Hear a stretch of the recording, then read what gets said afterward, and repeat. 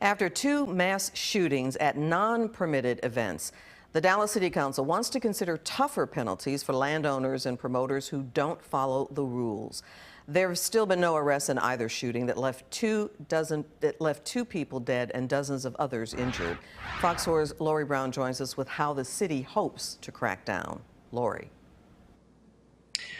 Clarice, the Dallas Police Department received 7 calls for service before the deadly mass shooting at a non-permitted concert in southern Dallas.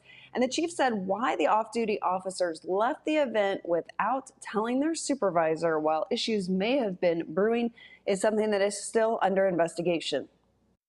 But the issue really comes from the fact of us not knowing that there was a major event occurring on the day of the tragedy. Dallas Police Chief Eddie Garcia told council members that the city needs an ordinance to crack down on promoters and property owners who hold large events like this one, April 2nd, without getting permits. It was an outdoor concert that became a mass shooting, leaving 16 people injured and 1 man dead. Right now, the fine is between $500 to $2,000. For many, a small cost of doing business. I think irresponsible landowners are going to take that bet every day, which is why, to the city attorney's point in our conversations last week, we need to come up with something that has teeth. Council members agreed. You say teeth, I say fangs.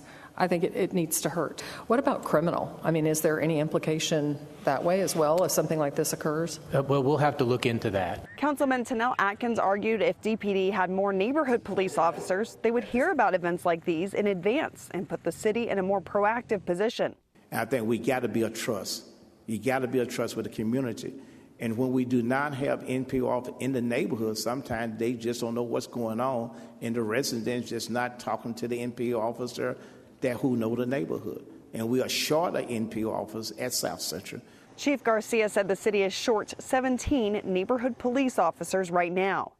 There's not a week that one of my 3 stars isn't asking to be able to fill a position.